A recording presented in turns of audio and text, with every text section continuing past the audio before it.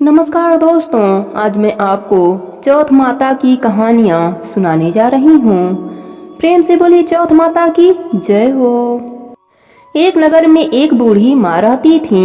वह अपने बेटे की सलामती के लिए 12 महीनों की चौथ का व्रत करती थी।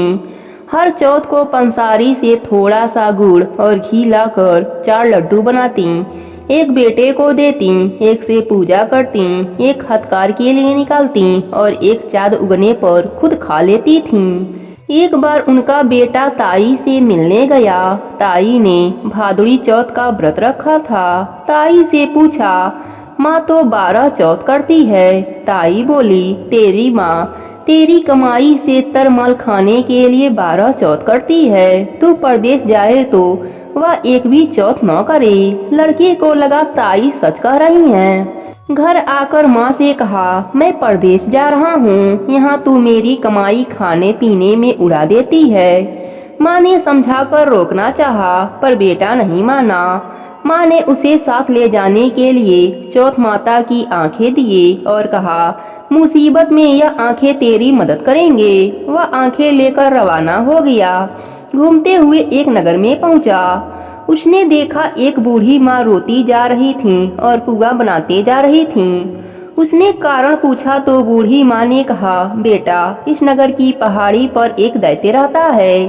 पहले वह नगर में आकर कई लोगों को खाने के लिए मार देता था, इसलिए यहाँ का राजा उसे खाने के लिए हर घर का एक आदमी उसके पास भेजता है। और आज मेरे बेटे की बारी है, इसलिए रो रही हूँ और उसी के लिए पुआ बना रही हूँ। वह बोला, तो पुए मुझे खिला दे, तेरे बेटे की जगह मैं चला जाता हूँ।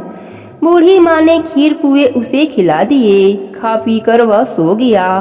रात को राजा के सैनिक आए तो बूढ़ी माँ ने उसे भेज दिया। दैत्य के सामने पहुँचने पर उसने चौथ माता की आंखें दैत्य की तरफ फेंके और कहा, हे चौथ माता, यदि मेरी माँ मेरी सलामती के लिए व्रत करती है तो दैत्य का सिर कटकर गिर जाए। तुरंत दैत्य का सिर कट गया। लड़का वापस आ गया। राजा ने उसे उपहार देकर विदा किया।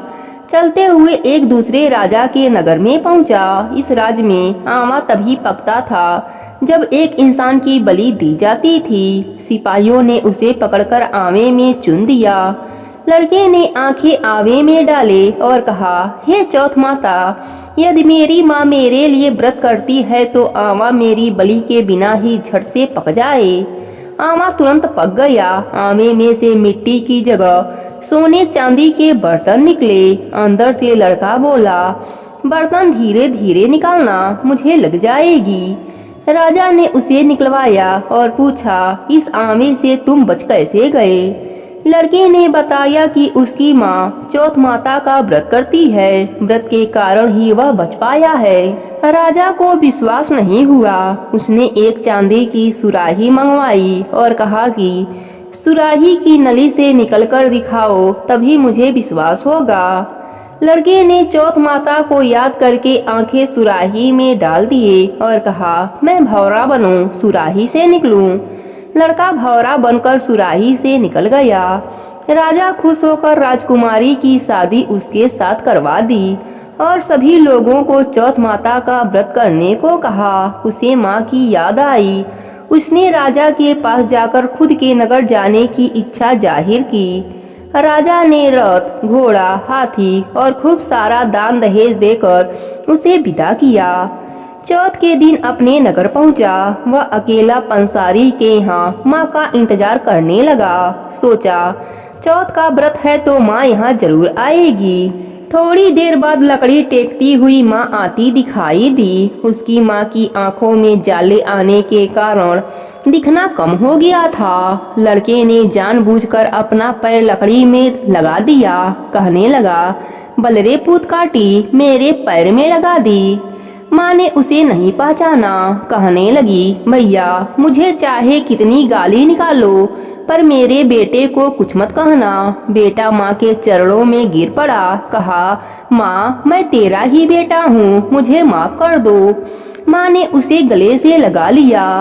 नगर के लोगों ने विश्वास नहीं किया कि वह उसी का बेटा है।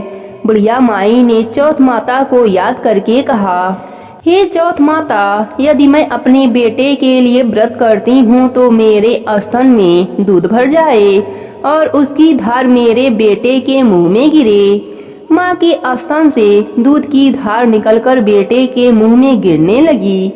लोग चौथ माता की जयकारा लगाने लगे। उस नगर के सभी लोग चौथ माता का व्रत करने लगे। हे चौथ माता, जैसे आपने बूढ़ी माँ और उसके बेटे की सहायता करी, वैसे ही अपने सभी भक्तों पर अपनी कृपा बनाए रखना। प्रेम से बोलिए चौथ माता की जय हो। प्राचीन समय की बात है। एक गांव में एक सास बहू रहती थीं। उनका बेटा विदेश में नौकरी करने गया था। सास बहू को लाड से रखती। एक दिन सास किसी काम से गांव जाने लगी तो बहू से बोली कि बहू, चूल्हे की आंच बुझने मत देना। सास गांव चली गई। चूल्हे की आग बुझ गई। बहू डर के मारे पड़ोस में आग लेने गई तो पड़ोसन कहानी सुन रही थी। बहू देखकर बोली कि आप क्या कर रही हो? तब औरतें बोली, हम चौथ माता की कहानी सुन रहे हैं। बहू बोली, इससे क्या होता है? औरतें बोली कि चौथ माता अन्न धन लक्ष्मी बेटा पोता सब देती हैं। पति परदेश गया वापस आ जाता है, तू भी किया कर। बहू बोली, मैं कैसे करूं? मेरी सास 3 टाइम रोटी देती है। औरतें बोली कि एक टाइम का रोटी गाय के बछड़े को दे दिया कर, दूसरे टाइम की उठानी में गाड़ दिया कर, तीसरे टाइम की अपने लिए रख लिया कर और चूरमा बनाकर चांद देखकर चौथ माता को भोग लगाकर चांद को अर्घ देकर खा लिया कर। बहू बोली, ठीक है। ऐसा कहकर बहू चली गई। अगले माह में चौथ का व्रत आया तो उसने वैसा ही व्रत किया। चौथ माता ने सोचा, अगर सतयुग में परिणाम नहीं देंगे तो कल युग में मुझे कौन मानेगा। चौथ माता सपने में पति से बोली कि घर जा, तुझे सब याद करते हैं। वह एक सेठ के यहाँ मुनीम का काम करता था। वह बोला कि लेने वाले लेने आएंगे, देने वाले देने, तो मैं कैसे जाऊं? चौथ माता ने कहा, कल घी का दीपक जलाकर बैठ जाना, देने वाले दे जाएंगे और लेने वाले ले जाएंगे। पति ने ठीक वैसा ही किया और सेठ से हिसाब करके घर आने लगा।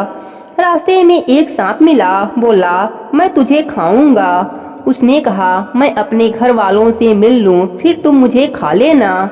वह घर आ गया। पत्नी ने दरवाजा खोला पर वह किसी से कुछ नहीं बोला।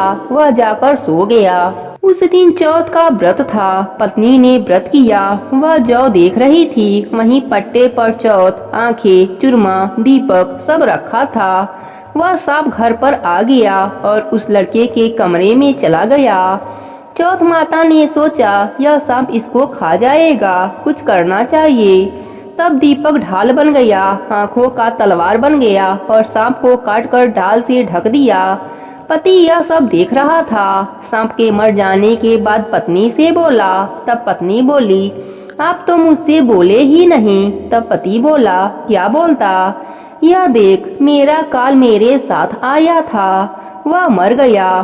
फिर दोनों ने आपस में खूब बातें की। सुबह उठा तो माँ से बोला कि माँ, मेरे जाने के बाद कुछ धर्म कर्म करती थी। माँ बोली, नहीं बेटा, तू था तो मंदिर चली जाती थी, पर तेरे जाने के बाद तो कुछ भी नहीं किया।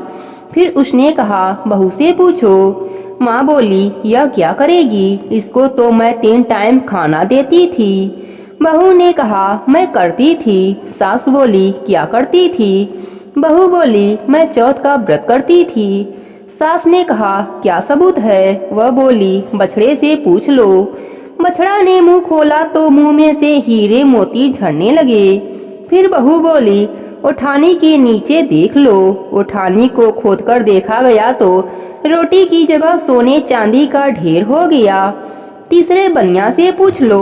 बनिए की बात भी सही निकली। सास बोली, क्या चौथ माता ऐसी हैं? बहू बोली, हाँ, चौथ माता सबका भला करती हैं, सुख सौभाग्य देती हैं, सबकी रक्षा करती हैं। हे चौथ माता, जिस प्रकार आपने बहू पर अपनी कृपा करी, वैसे ही अपने सभी भक्तों पर अपनी कृपा बनाए रखना। कहानी अधूरी हो तो पूरी करना, पूरी हो तो मान रखना। प्रेम से बोली चौथ माता की जय हो।